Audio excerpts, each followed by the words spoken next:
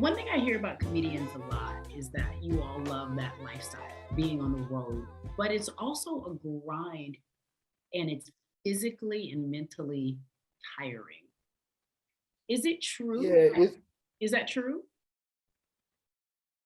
yeah, it's a combination. It's definitely, it's an addiction to a degree. Like, we definitely have to have it like that vein where you with a live audience, you with people that's not Hollywood folks, you in Charlotte, you in Birmingham, you with the folks, and so and it's a vibration to that gives you life, and at the same time, you can't really get to Birmingham without connecting through Atlanta. So you got to be on a connecting flight. And now those things start to be hard, right? You start to be like, man, you gotta everybody, can't be Kevin Hart. If we could just G5 it around here everywhere, it'd be all right. I think I think maybe every now and again you could do that. I'm pretty sure you Every now I and then, think you every could now and every then I now. pull it. I Every mean, now and then I'm very selective. I pull it out, but pull out that's the it. PJ. Can't just have it out for everybody. Yeah. Um, have you ever, as a comedian, battled with depression? Yeah.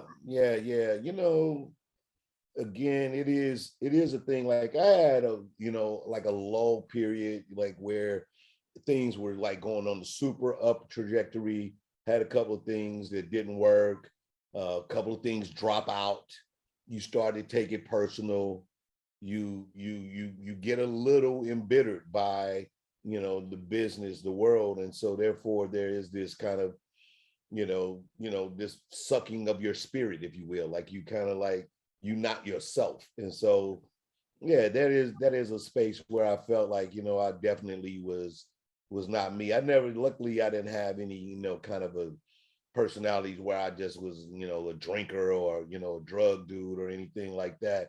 I just was one that I just was quiet and didn't really care, a little more argumentative about things, and couldn't take a compliment, like just don't want to hear it. So and then luckily for me it was a short-lived period, and I was blessed to to like not have a great family, great wife that hold me down, that was like, yo, and then you find your light, and then you just start to trust that even more. So now the highs and lows don't really take me there, this business. I just kind of keep generating and keep trying to be fresh.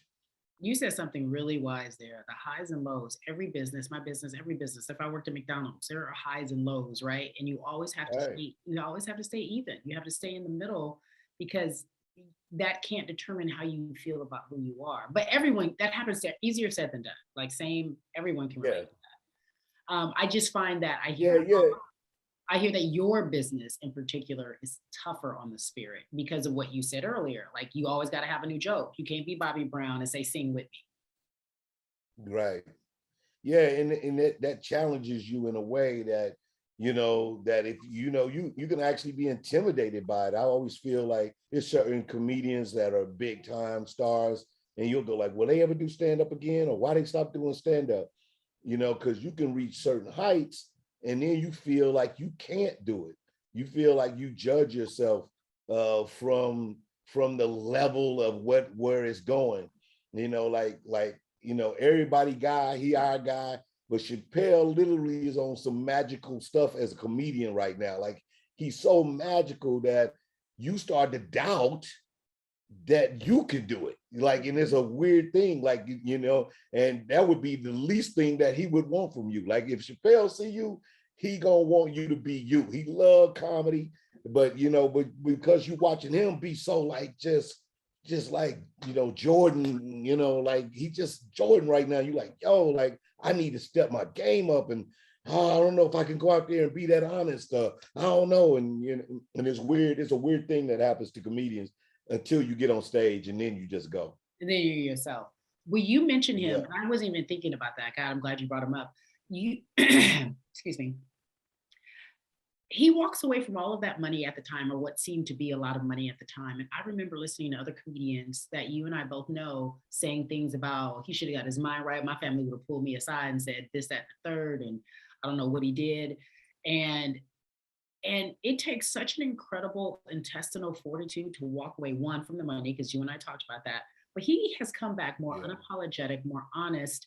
And like you said, the comedy is so enlightening, whether you get it, whether it's offensive, whether you Sure. I almost felt like, especially this last special in the closer, I felt like he was like taking the L for all comedians. Like, can we can't say anything anymore? Well, I'm gonna say everything because we should be allowed. There is this rule that this is what we do. Don't take this away from what we do. That's how it came across to me. Yeah, no, it was that. And it was so prolific in the way he did it. And again, like I said, people, wanted to be offended, but my biggest thing when people would ask me about that, it was like he was telling a personal story. So no matter what are you talking about, you're trying to group a group of people in on somebody's personal story and act like they're saying something negative. Not when I'm talking about something that personally happened. It's a personal story. Mm-hmm. So what you're doing now is trying to cancel me over some nonsense because you're not even talking about what I'm talking about.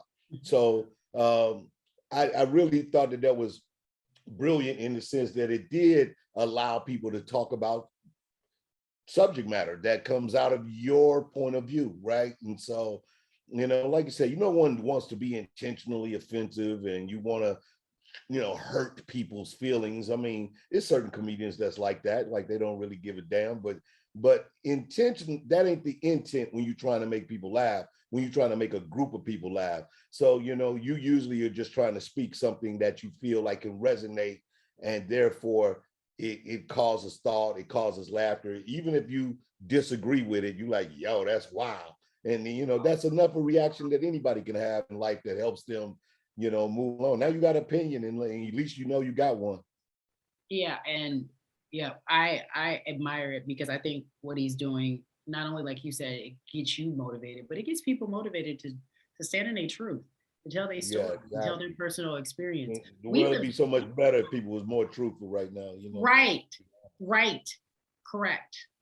It'd be better if everybody was naked, emotionally naked. Yeah. The show.